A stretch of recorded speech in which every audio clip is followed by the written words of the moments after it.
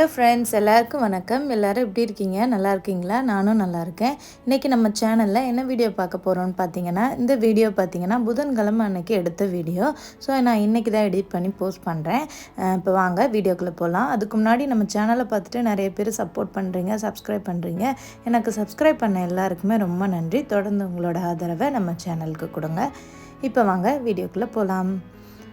புதன்கிழமை பார்த்திங்கன்னா ஹஸ்பண்ட் வந்து யூனிவர்சிட்டி போயிட்டு ஈவினிங் போல் வந்தாங்க.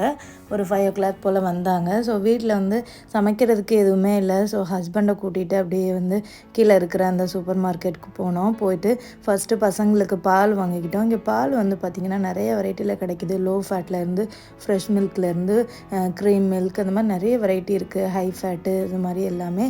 ஸோ பசங்களுக்காக கொஞ்சம் ஃப்ரெஷ் மில்க்கு, அப்புறம் எங்களுக்காக கொஞ்சம் லோ ஃபேட் மில்கெல்லாம் வாங்கியாச்சு. அதுக்கப்புறம் காய்கறிகள் வாங்கலாம் பார்த்தா நம்ம ஊர் சைடில் கிடைக்கிற அந்த வெங்காயம் கிடச்சிது. ஸோ இந்த ஒரு வெங்காயமும் ஒரு பேக்கெட் வாங்கிக்கிட்டேன். அதுக்கப்புறம் ஃப்ரூட்ஸ் கொஞ்சம் வாங்கிக்கிட்டோம். கொஞ்சம் கொஞ்சம் தான் வாங்கினோம். ஸோ நிறைய எதுவும் வாங்கலை.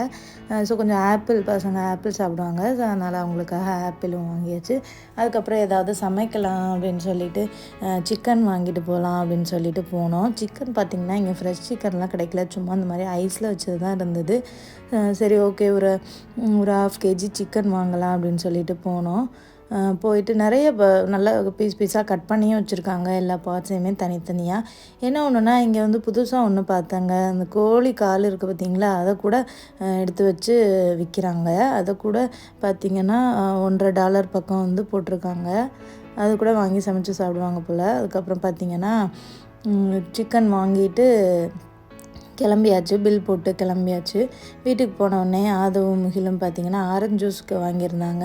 ஸோ அதை வந்த உடனே வேணும்னு சொல்லிட்டு குடிச்சிட்டு இருந்தாங்க அவங்க அப்பாட்ட வாங்கி. 2 பேருக்குமே இந்த ஆரஞ்சு ஜூஸு, ஃப்ரூட்ஸ்னால் ரொம்பவே பிடிக்கும். ஏன்னா அது நல்லா ஸ்வீட்டாக இருக்கும் பார்த்திங்களா. அதனால் குழந்தைங்க வந்து நல்லா இதை குடிப்பாங்க. ஸோ எப்போ போனாலுமே இந்த ஜூஸ் வாங்காமல் வரமாட்டோம். இவங்க வந்து இந்த ஃப்ளைட்டில் வரையில் இந்த ஜூஸ் வந்து கொடுத்தாங்க. அப்போவே நல்லா குடிச்சு பழகிட்டாங்க. அதுலேருந்து இந்த ஜூஸ் வந்து மறக்கிறதே கிடையாது. எப்போ பார்த்தாலும் ஜூஸ் வேணும் கேட்டுகிட்டே இருக்காங்க. அதுக்கப்புறமா நான் வந்து சமைக்கலான்னு சொல்லிட்டு எடுத்து வச்சுருந்தேன். 1/2 kg தான் வாங்க சொன்னேன் ஹஸ்பண்ட். ஆனால் 1 கிலோ வாங்கிட்டாங்க. அப்போ நான் வந்து என்ன பண்ணலாம், எனக்கு பிரியாணி சாப்பிட ரொம்ப ஆசையாக இருந்துச்சு. ஏன்னா ஊரில் சாப்பிட்டது பிரியாணி, இங்கே வந்துட்டு சாப்பிடவே இல்லை. கொஞ்சம் பசிக்கிற மாதிரி இருந்துச்சு. ஏன்னா இங்கே ஹோட்டலில் ஒரே ப்ரெட்டு அந்த மாதிரியே சாப்பிட்டுட்ருக்கனால நல்லா சமைச்சு சாப்பிடவே இல்லை இங்கே வந்ததுலேருந்து. ஸோ அதனால் வந்து பிரியாணி பண்ணலான்னு சொல்லிவிட்டு நான் வந்து ஒரு 1/2 kg எடுத்து பிரியாணியும் பேலன்ஸ் இருக்கிறத வந்து பார்த்திங்கன்னா ஃப்ரை பண்ணிடலான்னு சொல்லிட்டு எடுத்து வச்சுட்டு இருந்தேன். ஸோ பிரியாணி பண்ணுறதுக்கு ஃபஸ்ட்டு வந்து அரிசியை வந்து ஊற வச்சிடலாம். ஸோ என்கிட்ட என்ன அரிசி இருக்குதுன்னு பார்த்திங்கன்னா பொன்னி அரிசி தான் இங்கே கிடச்சிது. பாஸ்மதி அரிசியும் கிடச்சிது, நான் வாங்கலை. பொன்னி அரிசி தான் ஒரு 10 கிலோ வாங்கியிருந்தோம். ஸோ அந்த அரிசி இருக்கிறதுனால பாஸ்மதி அரிசி வாங்கலை. ஸோ இதை வச்சு பிரியாணி பண்ணிடலான்னு சொல்லிவிட்டு ஒரு 2 கப் அளவுக்கு அரிசி வந்து ஃபஸ்ட்டு ஊற வச்சிடலாம். ஊற வச்சுட்டு பண்ணும்போது நமக்கு நல்லா சீக்கிரமாக வேகும். அதுக்காக வந்து ஒரு 2 கப் அளவுக்கு அரிசி எடுத்துக்கிட்டேன். அதை வந்து ஊற வச்சிடலாம். தண்ணி வந்து இந்த பாட்டிலில் தான் வந்துட்டு கிடைக்கிது. வீட்டுக்கு வந்து போனால் தான், வீடு பிடிச்சி நம்ம போனால் தான் வந்து அங்கே டேப் வாட்டர் வந்து கிடைக்குமா. இங்கே ஹோட்டலில் இருக்கிற வரைக்கும் கடையில் தான் வாங்குற மாதிரி இருக்குது. அதுதான் கொஞ்சம் கஷ்டமாக இருக்குது தண்ணிக்கு. ஏன்னா அடிக்கடி போய் இந்த கேன் வாட்டரே தூக்கிட்டே திரிகிற மாதிரி இருக்குது. அதுக்கப்புறம் பார்த்திங்கன்னா சிக்கனை ஃப்ரை பண்ணுறதுக்கு சின்ன சின்ன பீசஸாக கட் பண்ணி எடுத்துகிட்டு அதில் உப்பு, மிளகாய்த்தூள், அதுக்கப்புறமா சிக்கன் மசாலா, மஞ்சள் பொடி இதெல்லாம் போட்டு நல்லா மிக்ஸ் பண்ணி வச்சுட்டேன். பிரியாணி பண்ணிவிட்டு அதை வந்து ஃப்ரை பண்ணலான்னு சொல்லிவிட்டு. ஏன்னா அந்த மசாலையோட நல்லா ஊறி இருந்துச்சுன்னா ஃப்ரை வந்து நல்லாயிருக்கும். ஸோ இப்போ பிரியாணிக்கு தேவையான காய்கறிகள் எல்லாத்தையும் நறுக்கி எடுத்துக்கலாம். தக்காளி, வெங்காயம், அதுக்கப்புறம் இஞ்சி பூண்டு இதெல்லாம் வந்து பேஸ்ட் வந்து அரைக்கணும். ஸோ அதுக்காக வந்து கட் பண்ணி எடுத்துக்கலாம். வீடு வந்து எங்களுக்கு எப்போ வந்து கொடுக்குறாங்கன்னு பார்த்திங்கன்னா ரொம்ப பெரிய ஷாக் ஆகிடுச்சு எனக்கே.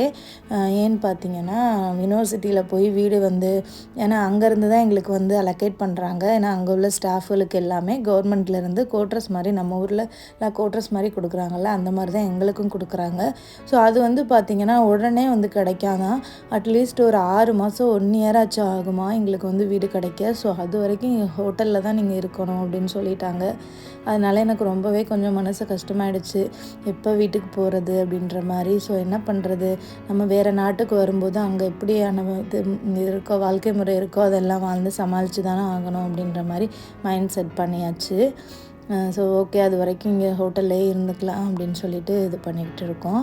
இப்போ பிரியாணி பண்ணுறதுக்கு ஒரு பேனில் எண்ணெய் ஊற்றிட்டு ஸ்பைசஸ் இதெல்லாம் போட்டுட்டேன். வெங்காயம், தக்காளி, இஞ்சி பூண்டு பேஸ்ட் எல்லாம் போட்டு நல்லா மிக்ஸ் பண்ணி வேக வச்சுட்டேன். அதுக்கப்புறம் மசாலா பார்த்திங்கன்னா மஞ்சள் பொடி, பிரியாணி மசாலா, அதுக்கப்புறமா மிளகாய் பொடி இதெல்லாம் போட்டு நல்லா மிக்ஸ் பண்ணிடலாம். அதெல்லாம் நல்லா இதோட பச்சை வாசம் போகிற அளவுக்கு நல்லா மிக்ஸ் பண்ணிடலாம். அதுக்கப்புறமா அதோட பச்சை வாசம் போனதுக்கப்புறமா பிரியாணிக்குன்னு எடுத்து வச்சுருக்க சிக்கனை அதில் சேர்த்தலாம். நல்லா கழுவிட்டு அதில் சேர்த்துட்டு தேவையான அளவுக்கு உப்பு போட்டுட்டு அதை நல்லா மிக்ஸ் பண்ணி விட்டுட்டு ஒரு 10 மினிட்ஸ் சிக்கனை அந்த மசாலையோடு மிக்ஸ் பண்ணி விட்டு வேக வைக்க போகிறோம். ஸோ அதனால் ஹஸ்பண்ட் வீட்டுக்கு பார்த்திங்கன்னா ஹஸ்பண்டோட ஆல்ரெடி வேலை பார்க்குற எம்ப்ளாயீஸ்டெல்லாம் போய் கேட்டாங்களாம், நீங்களாம் எப்போ வீடு இந்த மாதிரி பார்த்து போனீங்கன்னு சொல்லி. ஸோ அவங்களும் அதே பதில் தான் சொன்னாங்களாம். நாங்களும் இங்கே ஒரு வருஷமாக ஹோட்டலில் தான் இருந்தோம், அதுக்கப்புறம் தான் எங்களுக்கு வீடு கொடுத்தாங்க அப்படின்ற மாதிரி சொன்னாங்களாம். ஸோ நமக்கு மட்டும் இல்லை, எல்லாருக்குமே அப்படி தான் போல். ஸோ இந்த நாட்டில் பார்த்திங்கன்னா எல்லாமே ரொம்ப டிலே தாங்க ஆகுது.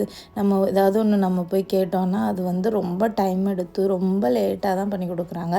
அதுதான் பார்த்திங்கன்னா ஒரு பெரிய இதாக இருக்குது.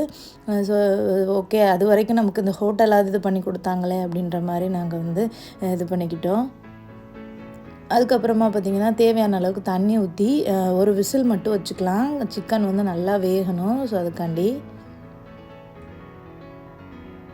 இப்போ ஒரு விசில் வச்சதுக்கப்புறம் இப்போ ஓப்பன் பண்ணி பார்த்துட்டேன். நல்லா அந்த சிக்கன் ஒரு 50% வெந்துருச்சு. அதுக்கப்புறம் நம்ம அரிசி போட்டு வேக வைக்கும்போது நல்லா 100% வெந்துடும்.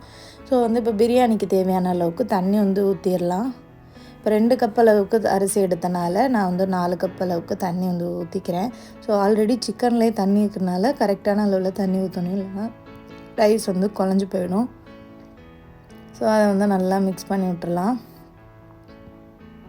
ஸோ எனக்கு பார்த்திங்கன்னா இங்கே ஹோட்டலில் இருக்கிறது பிரச்சனை இல்லை.